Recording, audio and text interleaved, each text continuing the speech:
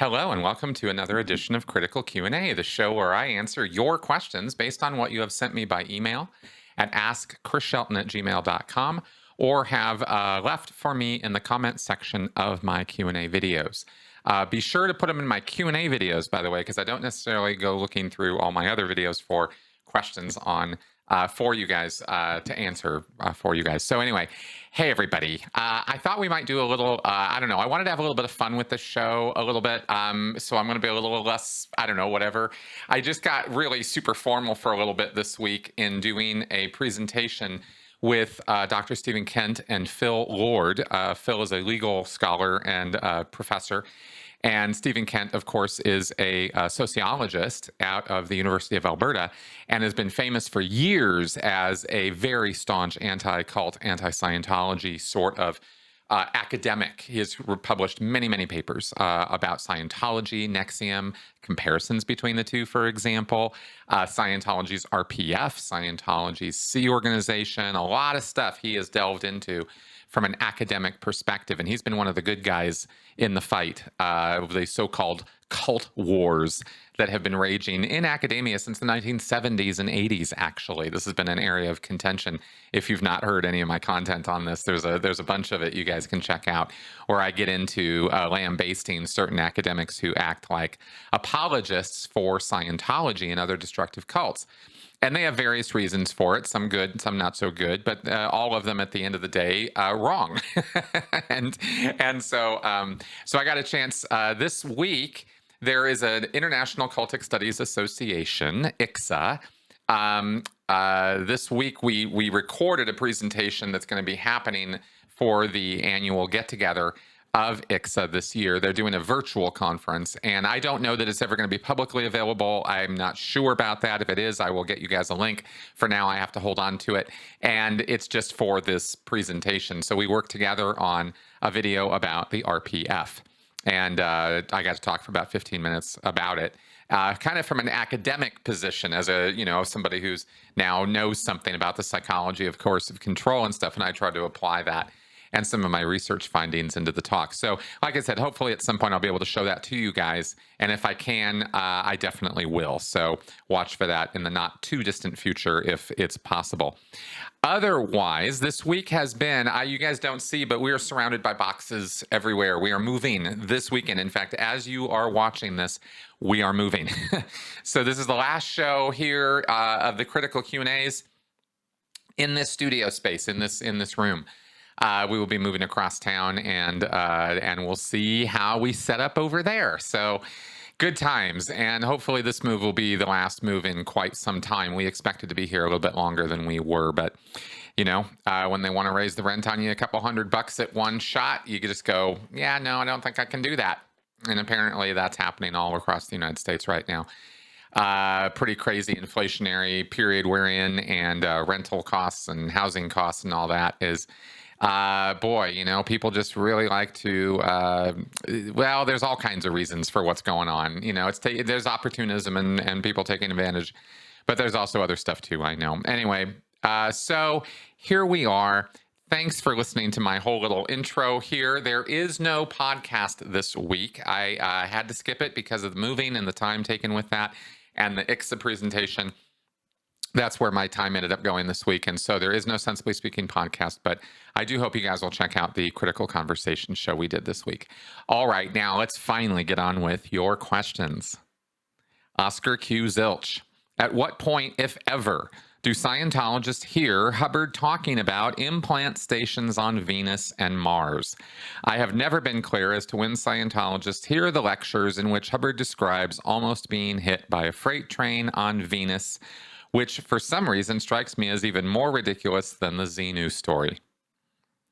All right, Oscar, thank you for this. And we have a couple of questions like this, a little bit of getting into the Scientology minutia of their, pretty weird ideas and beliefs about how the cosmology and mythology of the universe is put together. Hubbard dropped basically breadcrumbs and tidbits here and there in various lectures over the years, starting all the way back in, really, I think about 1951, 52 is when he really started delving into space opera, past life kind of stuff. Certainly by 1952, in terms of the time track of Scientology, they were well into this idea that there was off-planet space battles and interstellar conflict, and that past lives were a thing that had existed, not just people living here on this planet in a previous incarnation, but other civilizations, other places in the universe. And I mean, logically speaking, if you think about it from a mathematics perspective, it makes complete sense that if we were immortal spiritual beings who were living life after life after life, using biological organisms as temporary housing or shelter for interaction with the material universe, because spiritually we don't directly interact with this universe. I mean, it makes it, within the logic frame of the Scientology belief set, it kind of makes sense. Where things go completely off the rails, of course, is in the details, and all the details that Hubbard tries to throw out to give people an idea of what this whole cosmology is all about are completely batshit stupid nuts. I mean, anti-science, anti-everything that we know about the universe and how it's put together. For example, he goes on at length in various lectures about how Einstein is dead wrong. The speed of light is not a universal speed limit, and that interstellar travel has relied on faster than light travel forever, and that's just some nonsensical piece of hokum from Einstein, and that he was wrong. And so if you sort of accept that Hubbard can just disregard and throw Einstein's work out the window, and that means all of general relativity, which means pretty much half of physics and everything that's being worked on right now to find a sort of universal theory of everything.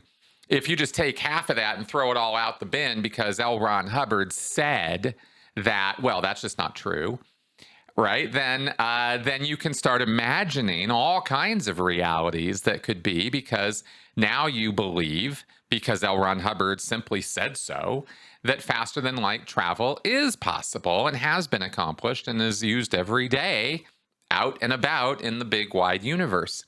So this is how Scientologists, is sort of the standard of belief or level of evidence that Scientologists have for these kind of claims, is Hubbard said it, he recalled it, he knows about it, so it must be true, so therefore Einstein's wrong.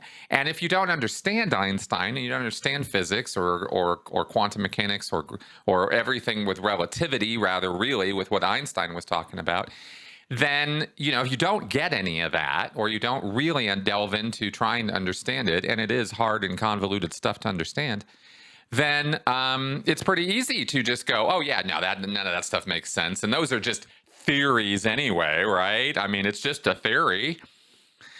People just don't understand these things, and they don't really understand how science works at these levels, and so they take what Hubbard has to say. And remember also that people believing this nonsensical stuff that Hubbard peddles have an emotional investment in believing it. They really need to believe it. They need Hubbard to be right. So that is one reason why they will eschew science or things they don't really understand or think about. They just go, that's probably not true. I think L. Ron Hubbard has it figured out because look at all the things he did, and that kind of stuff, right? Now, as far as the first time you're going to hear about any of this stuff in Scientology, it could actually be on day 1, or it could be on day 100, or it could be, 3 years in. It really depends on the individual's experience with Scientology. They really kind of like to get this data to people and have them accept it. So it's a little exciting to Scientologists who are into this cosmology of Scientology.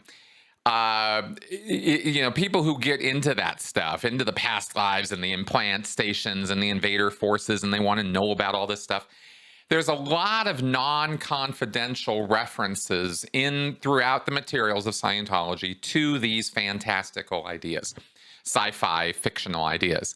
Then there's the confidential stuff, right? Like the Xenu story. And the Xenu story is really just another story, another tall tale that Hubbard wove that he just sort of randomly assigns to a position in space and time. He says 76 million years ago, this whole Xenu genocide thing went down, and Earth and the 13 planets around here that constitute this Markabian confederacy, or this galactic confederacy. This was this horrible thing that happened all these years ago. But that one incident is the only thing that's really nailed down as super confidential, because what that reveals is the existence of body thetans. And Hubbard said body thetans is incredibly restimulative. It's incredibly bad for you to know about that or try to do anything about that before you're ready. And because then you'll get a pneumonia and you'll die, because it's designed to do that to you. And so this one specific time and place incident, this event, is super confidential in Scientology. That's the whole OT3 thing. But the fact of past lives, intergalactic civilization, space travel, space opera, all that wide open stuff in Scientology, talked about all over the place. Where you'll first tend to encounter it is when you do auditor training. Unless some Scientologist goes out of their way to give it to you, oh man, you got to look at this lecture, the Role of Earth. Oh man, right? You're going to be blown away. Because in the Role of Earth, which is a 1952 lecture, Hubbard makes references to off-world implanting and bodies in pawn, which is something I talked about years ago. It's this idea that you actually have two bodies, and your other body is on some other planet and some other civilization somewhere on the other side of the universe, and they can control that body and therefore control you in this body. This is called a body in pawn. This concept was first given in this Role of Earth lecture. And, Scientologists get all wide-eyed over this, and this is not really an official lecture that's on any course or class or even part of any congress or lecture set. So you kind of have to dig it up, and you're like, ooh, wow, look at this. And, there aren't really any CDs of it. You'd have to find an old cassette or something. So some of this stuff is a little hard to find. Some of it's harder than other things to dig up. As far as the Venus thing, the freight trains on Venus and how Hubbard talked about this, I looked it up, and this is the Venusian Trains. This lecture is a briefing course lecture, and many of the references to the whole truck stuff, if you've heard about heaven being described in detail by Hubbard, that comes from a period of time from 1961 to 66. This 5-year period in there from 61 to 66, that is the St. Hill Special Briefing Course. That was delivered at St. Hill in England, and that course was for advanced high-level Scientologists. They had not yet delivered OT. They didn't have the whole Xenu story or the OT levels yet, but the highest level, highest trained Scientologists from around the world would go to St. Hill, and they would train right under L. Ron Hubbard, and they would be there for months or even years, and they would do this class, which resulted in, this thing now called the St. Hill Special Briefing Course. There are a couple hundred, I think about 460-something lectures that constitute the body of that course. One of the lectures, number 317, is called Between Lives Implants. What happens to you between your lives when you die, when your body dies, and before you go get another one, you could be implanted. You could be put through this ringer, this process, where you are made to forget your last life, made to forget everything, told what to do, and then fired off into a new body in this hypnotic state. Hubbard said this was routine. This was common. This was what people experience all the time. And he gave this lecture called Between Lives Implants. And in there, here's the quote. He said, quite a thought. Now you look at this, the idiocy of it. Somebody sits up on Venus. There are probably some other stations around up in the system. This one's on Venus. I noticed that we all believe that Venus has a methane atmosphere and is unlivable. I almost got run down by a freight locomotive the other day. Didn't look very uncivilized to me. I'm allergic to freight locomotives. They're always running into you. Now, something like this sounds ridiculous because, of course, it is ridiculous that there are freight trains on Venus and that Hubbard somehow went there and was almost run over by one. It's also, even within a Scientology context, impossible for L. Ron Hubbard to have gone to Venus and gotten run over by a freight train, because the only way he would have been able to go there was through his spiritual awareness, not through some bodily, physical travel.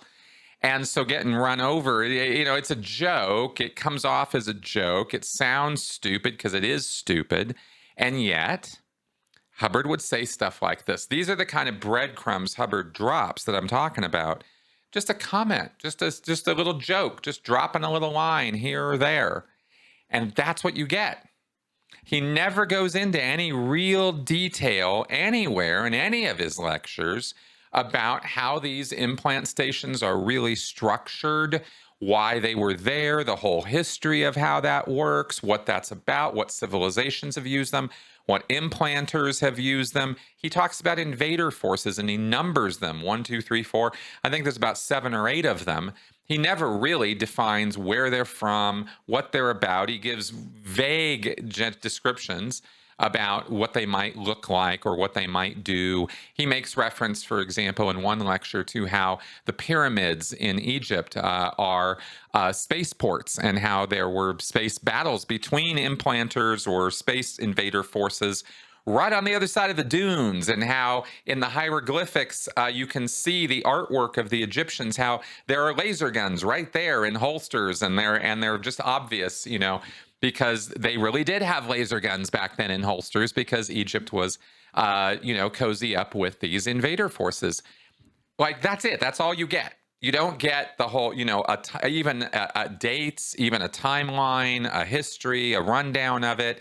It's just a few little teaser comments that he gets to throw out and tantalize people with these ideas and stimulate in them their imagination running wild, so that when they go into their auditing, they now have an excuse to live as though Star Wars and the Matrix are real, and that they've actually lived those experiences before. They get to be the nerdy heroes that they have been watching on the screen.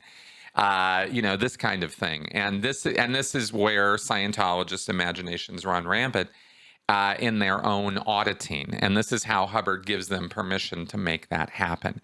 So it's really maybe all tongue-in-cheek, ha-ha, nudge, nudge, wink, wink, as some people have suggested, but I believe Hubbard did this in order to stimulate people's imaginations and wonderment and awe. Remember, this is all about creating euphoric experiences for the pre-clears in the auditing sessions, so that they will pay the more of the money. It's all about that. So the more fantastical stories Hubbard could weave, and remember that back in the 50s, this was before we even went to the moon. This was before spaceflight was a thing. It was all science fiction, all of it. So anything was possible. People didn't know, like they do now, what space travel actually consists of, and what astronauts have to go through, and what a space environment is actually like. We are way more space literate now than the audiences that Hubbard was grifting to. Way more. He would never get away in any public forum, pretty much anywhere in the world, certainly in the United States or in Western nations. Hubbard would never be able to get away with making some of the bullshit claims that he makes in his lectures to an audience who was really quite ignorant of anything having to do with space and space travel outside of the science fiction that they read or saw on TV. So you're really talking about an audience of very gullible, ignorant people, because everybody at that time was pretty gullible and ignorant when it came to space travel, and that's one of the ways that Hubbard was able to get away with this. So be gentle when you consider Hubbard's audience back in the 50s and 60s and 70s. These were not, people who really had it together when it comes to understanding the very subject Hubbard was talking about. Anyway, but they sure do, even now, get into wide-eyed wonderment, kind of in the same way that conspiracy theorists get into wide-eyed wonderment. Like, you just can't believe that this is true, and they have a line in on it, and it's so true, and whoa, people just really go over the top on this stuff. So there you go. Michael Yoder. Against my better judgment, I listened to a couple of LRH Phoenix lectures. Besides the fact that none of it made sense at all, he brought up several terms that you may have covered but still aren't clear to me. He talked about persistence and particles and moving through space, as well as isness and not isness or alter isness, and how people change who they are to fit into persistence and isness. Can you give us a brief primer on those terms? Michael, thank you for asking about this. I think I've addressed this before, but let's go ahead and tackle this from a new perspective. Okay, first off, these ideas, before we get into the specifics of your question, let me back up a bit and talk about the nature of Scientology's belief set, okay, the knowledge of Scientology. Hubbard tried really hard, especially back in the early days in the 50s of Dianetics and Scientology, to give his subject legitimacy by using the trappings of other sciences or science in general to try to describe Dianetics and Scientology. And from this, he came up with axioms. He said there's going to be axioms of Dianetics and axioms of Scientology, and these are going to be the self-evident truths upon which this subject is built. For example, in geometry, you have a series of axioms on which geometry is built. There are certain assumed fundamental truths to geometry that nobody's really working to try to prove or doesn't have to prove or doesn't. We assume these things are true. And because these things are true, we can build this science of geometry, and we can make things and predict things and do things and measure things, scientifically with this subject called geometry, because these things that we assume to be true have worked out so far to be true 100% of the time. We have never had issues with them. For example, the shortest distance between 2 points is a straight line. That's a pretty decent way of thinking about what are these dots in space and what's this line between them. Well, it's the shortest distance between them. That's what it is. And using that as a sort of a truth, a self-evident truth. That works. Geometry is built on ideas like that. Okay. I'm kind of simplifying, but I think you guys get the idea of what we're talking about here. You make certain assumptions and you say these things are true, and therefore we can build a framework of belief around this. And to the degree that it actually works in the real world, maybe you hit on something, maybe you got something, and this is how we put math together and science together, stuff like that. Well, Hubbard decided to copy that framework, and so he came up with his own Scientology axioms. This is right off the Scientology website today. Written by Mr. Hubbard in 1954, I'm quoting, "The Scientology axioms are a condensation of all earlier axioms and logics." There's something in Scientology called a logic or logics, and this is basically the same as axioms. "These axioms are truths which are proven by all of life and which represent the most succinct distillation of wisdom regarding the nature of the human spirit." Well, philosophically, you can certainly get away with saying things like proven by all of life, but you don't get to get away with that in a scientific sense. All of life does not prove much of anything except that it's life. You got to dig a little deeper than that. And so we come to axiom 1. Life is basically a static. Life is basically a static. What the hell? Okay, what does that basically mean? Not quite sure. But definition, a life static has no mass, no motion, no wavelength, no location in space or in time. It has the ability to postulate and perceive. That is axiom 1 of Scientology. Now, what I call that is the first point of faith in Scientology. You have to accept that that is true in order for Scientology to make any sense. Life is basically a static. In other words, you have to accept that there is this thing called life. It is alive. It has awareness. It has intent and will and judgment and, choice and that kind of thing. But it does not have any mass. It doesn't have any wavelength. It has no motion. It is not located in space or time. It is a nothingness that is a somethingness. as we like to say in Scientology. So it is nothing, and yet it is something. And you have to accept that as an article of faith because you can't prove it. There is 0% chance that you will ever prove a nothingness exists. So you just say, yeah, that makes sense. Okay, I'll go with that. And then you go on to Axiom 2. The static is capable of considerations, postulates, and opinions. You'll have to tell me what the difference is between a consideration and an opinion. But a postulate is a self-created truth, is an idea or a thing that you can put out as a thetan, including the idea that something exists and it will exist. You could postulate a can of Coke and voila, here is a can of Coke. I have postulated that and there it is, right? Now, maybe I also had to get up and go to the fridge and get it, but I first had to postulate that a Coke was going to be here. And by postulating that, I then am able to make that into a reality. And that's basically your idea of a postulate in Scientology.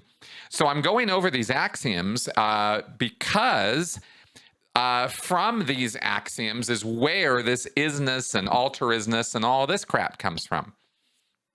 Hubbard gives definitions and ideas for things that are pretty silly, pretty simple, stupid, silly.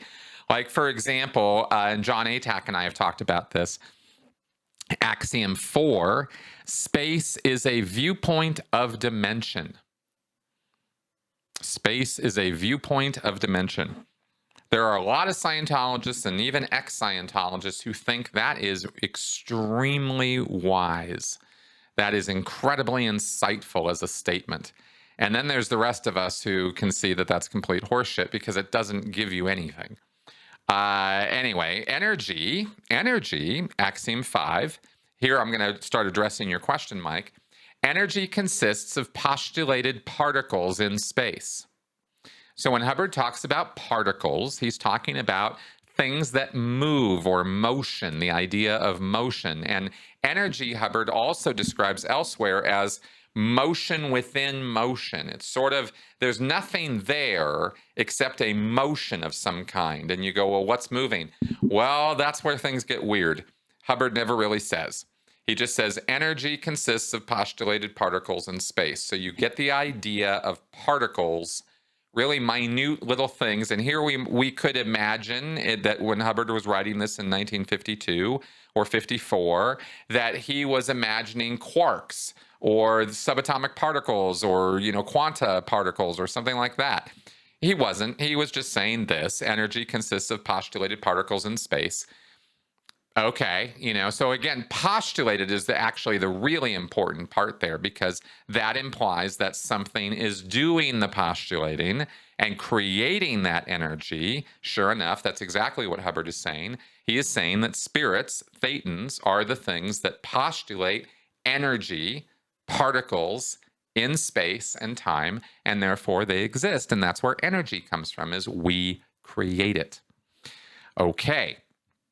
What those particles are, anyone's guess. Hubbard never said. Time is basically a postulate that space and particles will persist.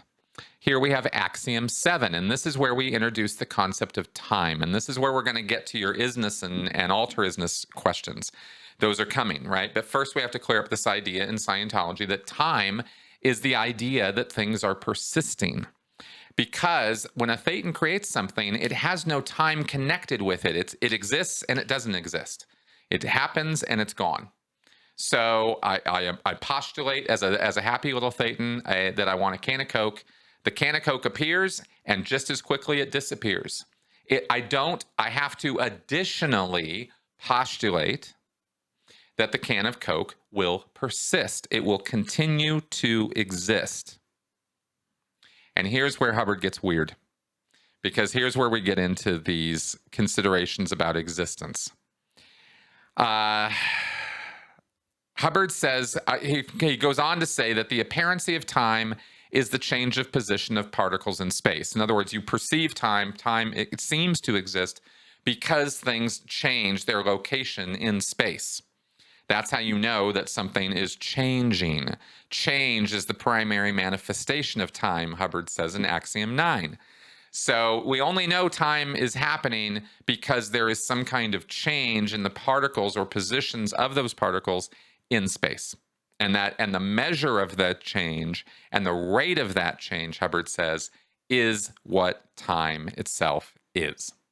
All depends on the viewpoint of a dimension of the space and the fact that a thetan is there viewing this and watching this for any of this to exist. All of these definitions are from the viewpoint of a spiritual entity or a thetan.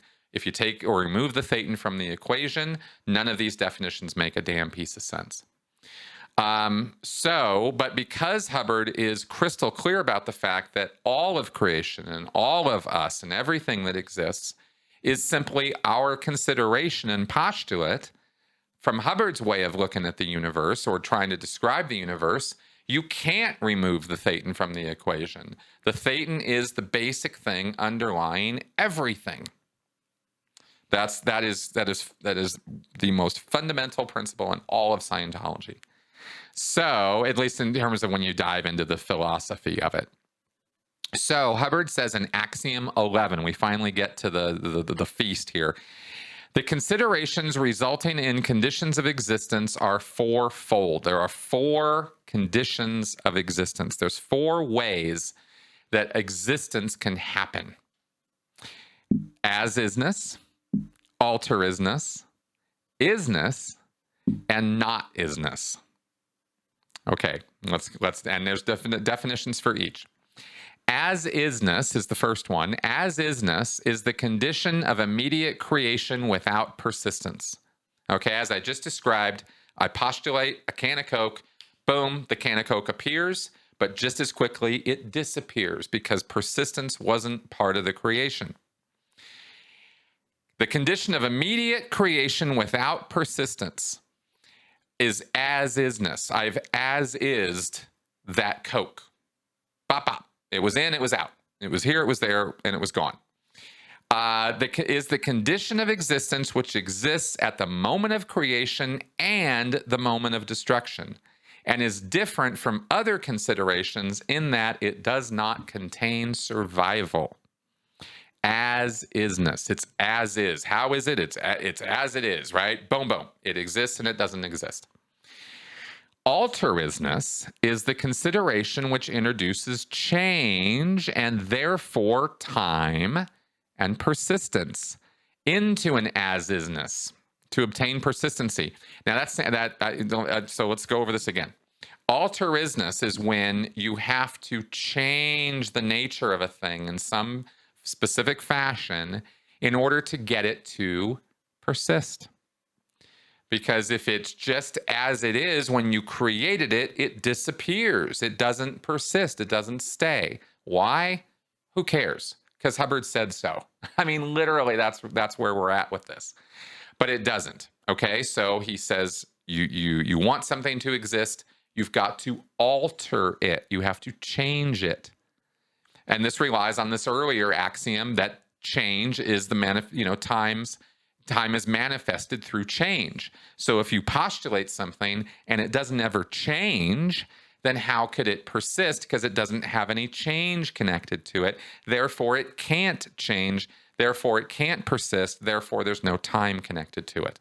I'm praying all of this is making sense to you guys. I mean, this is low-level, basic Scientology stuff. By low level, I mean fundamental stuff. It's really, really core fundamental Scientology philosophy.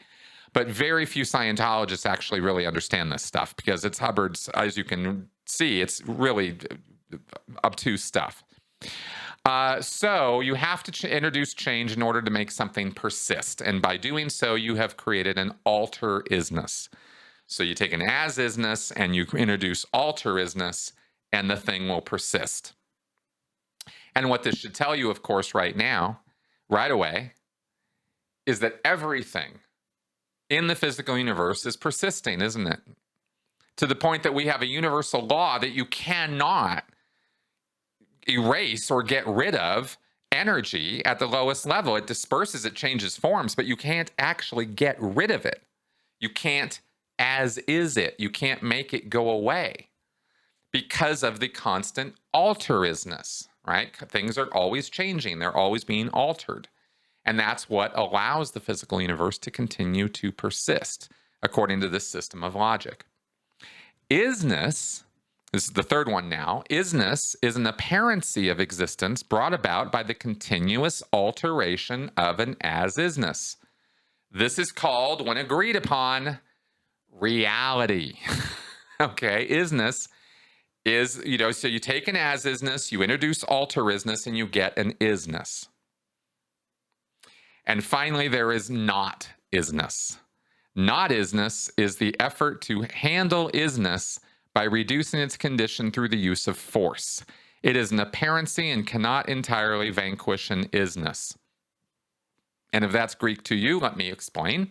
The idea here is that by not-ising something, you are trying to forcefully get it away from you, get it out, do away with it, destroy it, take an axe to it, kill it with a hammer, whatever kind of force you bring to bear, mental or physical, you're trying to make something achieve an as-isness. You're trying to make it disappear, right? You want it gone, but it won't go away because you're just continuing to add force to it. And the only way to actually get rid of a thing and make it disappear forever is to actually engage in as-isness, which means you have to duplicate, as a thetan, you have to duplicate that thing, whether it's a thought, consideration, can of Coke, whatever it is, you have to duplicate every single part of it perfectly. And by doing so, you create another version of it basically as an as-isness, like it, boom, and the whole thing goes away. It disappears. You made it go away. You disappeared it. You as-ised it. And it's the Scientology terminology. And the idea here is that in auditing, this is how this applies in the day-to-day of Scientology's life, is that in auditing sessions, it is the idea of what you're doing in auditing is you're not just remembering something that happened to you, you are trying to as-is the charge connected with that trauma. And you do so by creating a perfect duplicate right now of that memory, of that incident, of the charge connected with that incident. So through the auditing process, you're not just remembering things. As a spirit, you're actually kind of lasering this stuff out of existence. You're as-ising the charge. And that's how Hubbard says it goes away and never comes back. And that's why Scientologists believe that when they go into an auditing session, if all of this has made even halfway sense to you, and I hope it has, then at the end of an auditing session, that euphoria that you experience, Hubbard assigns that to the fact that you have as-ised the charge. You got rid of it. It's gone. It's totally gone. It's never coming back. It's not released. It's not, temporarily gone away. It's never coming back. It's as though it never happened in terms of that charge. And that's what Hubbard is saying is happening in an auditing session. And that's why Scientologists believe that auditing gains are permanent and that the trauma that they address in their auditing or the problems that they address in their auditing are never, ever, ever going to come back. And of course, this is why I say that Hubbard is making promises he can't keep and why Scientology auditing is doing something, or they say it's doing something that it's not doing. None of this is true. None of this is really happening. There is no spiritual charge, and there is no as-ising of it by creating a perfect duplicate of it. This is all complete and utter horseshit. But these are the philosophical underpinnings of Scientology's belief set. So this is core stuff. This is right down into the heart and soul of it. So if you can understand any of this stuff, and it's not really super understandable. So if all of this makes perfect sense to you, I might be a little worried, to be honest with you. Just a joke. Anyway, guys, there you go. I hope that that suffices as an answer, Mike. Steve Wood. Much has been made over the years of the enormous amount of plagiarism that Hubbard borrowed from other sources whilst inventing both Dianetics and Scientology.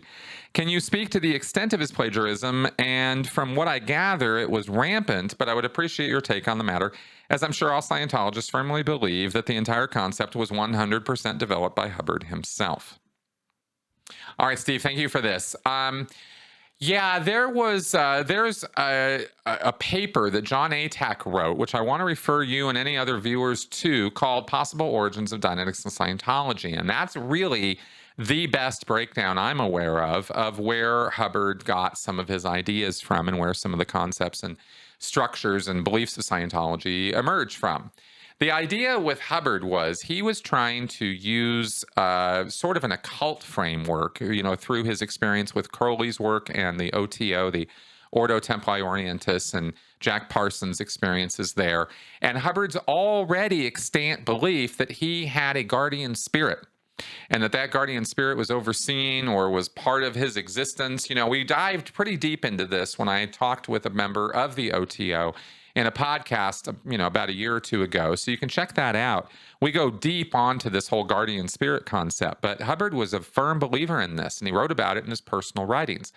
And Scientology, and Dianetics and Scientology, were really efforts on his part to utilize a lot of the symbology and the framework of the occult to realize his potential and power through these spiritual practices and through this sort of spiritual awakening that he was seeking, where he believed he would dominate the wills and lives of other men and be endlessly attractive to women and have all of this power accumulate to him and be this raging success that in real life he had never really been able to pull off.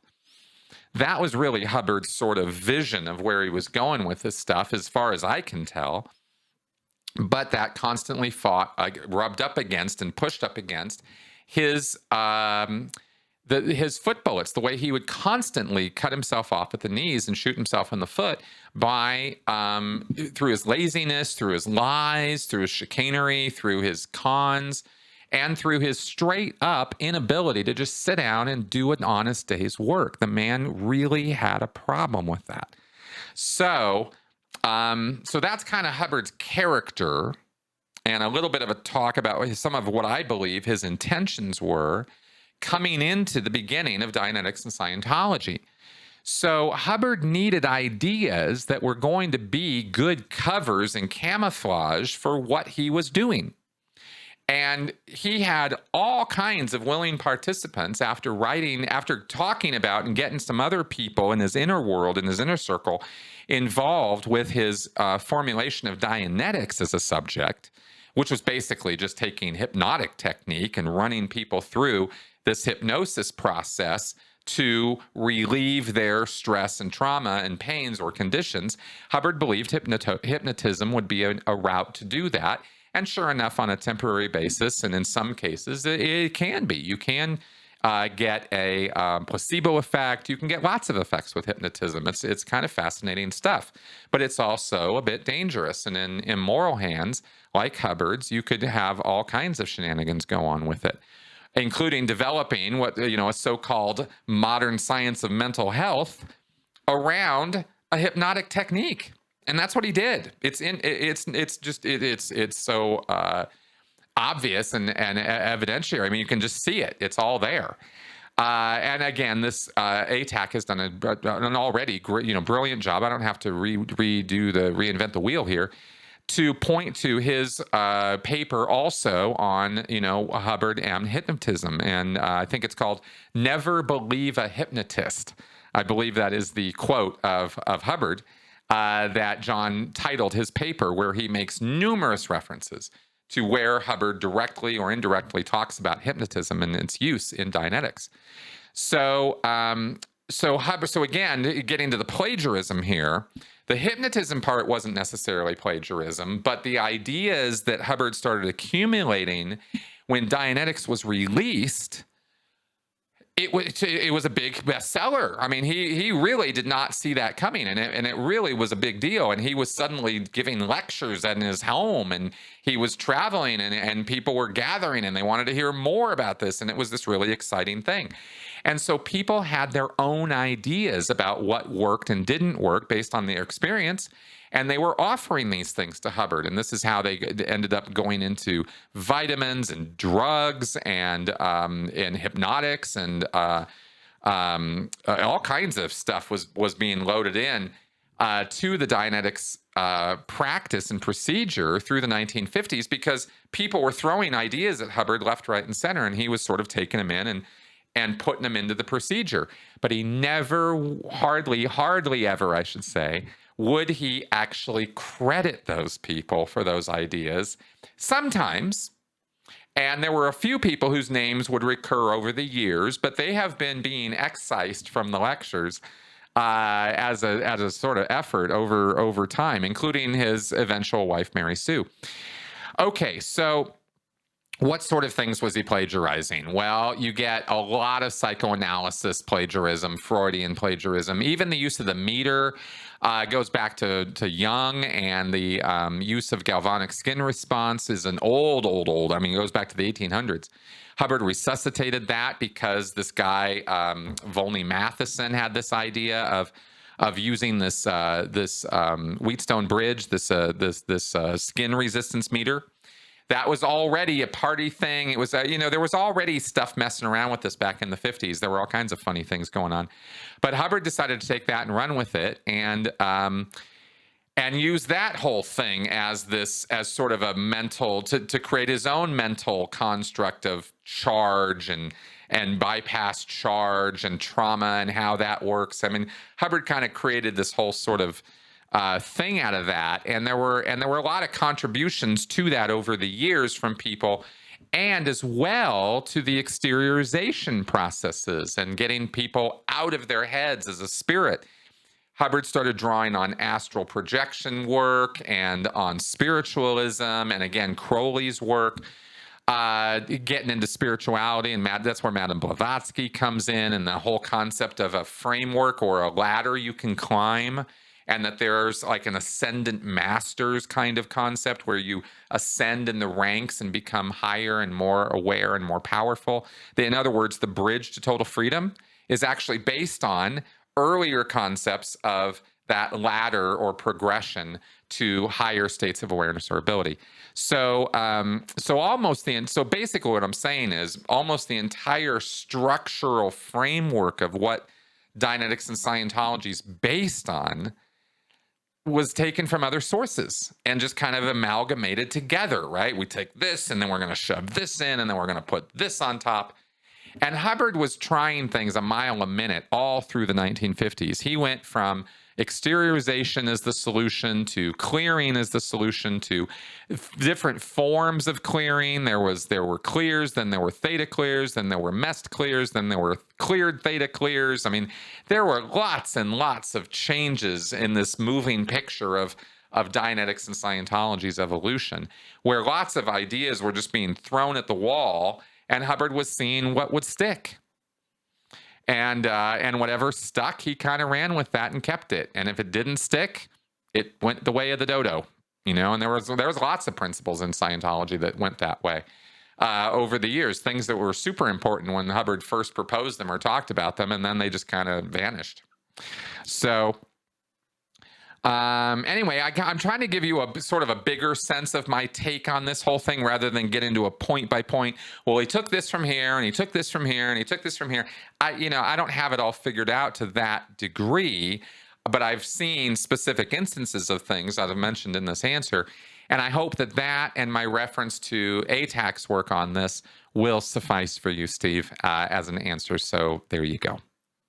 Dr. Eugene. Always enjoy the critical clips segments and learning about your firsthand experience with the church. One observation I find interesting is your astute recognition of how complicated LRH was as a real person. For example, he was a prolific writer, etc., but also a con man, charlatan, and megalomaniac. You recognize the impact, for better or worse, that he had on others. My question, if LRH came back in the flesh and you had 5 minutes to spend with him, how would you spend it? If there was no possibility of repercussions, what would you say to him? Would you compliment him on his ability to create a religion out of nothing, ask him about OT9 and above, criticize him for all the abuses, etc., something in between? Is there anything he could say to you that would make you return to the cult? No more disconnection, no more regging, no more COB? Oh my goodness. You're asking me if I had 5 minutes alone in a room with L. Ron Hubbard, what would I do? And I have to get out of the way. My first impulse and thought on this, and this might surprise some of you, but I think it would take an extreme force of will on my part to not basically punch the shit out of him. To be completely honest with you, right? I mean, the idea of talking to him is actually secondary to me. Hubbard is not somebody that I have a lot of curiosity about, and he's not somebody that I really want to talk to. I don't find him intriguing in that sense. I don't think that, 5 minutes of time with him would result in anything productive, useful, or helpful to me. Even if he were to profusely apologize and tell me how sincere he was and how he never meant for it to, and how blah, blah, blah, and how it went out of his control and blah, blah, blah, even that would just sound like nothing but, lame nonsense to me. Because, of course, it would be lame nonsense. Hubbard knew exactly what he was doing, and to try to, paint a different picture than that would be rather silly and foolish. But I think that, given his pathological nature as a liar and con artist, I don't think that there's anything he could say to me that I would ever trust or believe. There's nothing I could ever take him at face value on, no matter what he said. So, and if he were to fully admit over to the con and, this is what I was thinking, this is what I did, here's how I did it. I mean, if he could break all that down in 5 minutes, I'd certainly be interested in hearing truth. If there was some way of assuring that, I might be a more willing participant and wouldn't be so quick to punch him in the nose. I might be interested in an honest rendition from his point of view of what he did and why. I just gave mine. My supposition is, the best I've got based on the years of work I've done on this. So, I might be willing to hear that, but there isn't a damn thing Hubbard would ever be able to say to me that would convince me that Scientology is real, or that I'm going to, go back to that belief set. I've already pointed out all the reasons why, even just here in this show today, going over the axioms in an earlier answer here as to how nonsensical and ridiculous the whole thing is. So I can't subscribe to a belief set that I have an open ridicule for, and contempt for. So and which I firmly believe and have established for myself 100%. Is nothing but a coercive control framework. I mean, let's keep this in mind as well. This wasn't just not good. It's actively bad. And it's actively bad for you. That's the truth of Scientology. Is this is damaging to people. This hurts them. So so if the idea I'm going to go back to that for some reason, I can't imagine what words could possibly be used that would ever accomplish that goal. So that's, I don't know, that's my answer on that. And you let me know how that works for you. All right, folks. So those are my answers this week. We're actually doing a little bit shorter number of questions than usual, just because I've taken longer to actually dig into some of these answers. You let me know if these longer kind of answers are better for you guys. Usually it's been the case over the years that, 1 or 2 answers I'll give during the show get, some real detailed treatment, and the other ones tend to get shorter shrift. And this time I tried to go kind of all in on each of these. So you let me know what you thought of that. All right, guys, I will see you next week in a new studio space. What it will look like, I have yet to figure out, but I will see you guys next week. Bye-bye.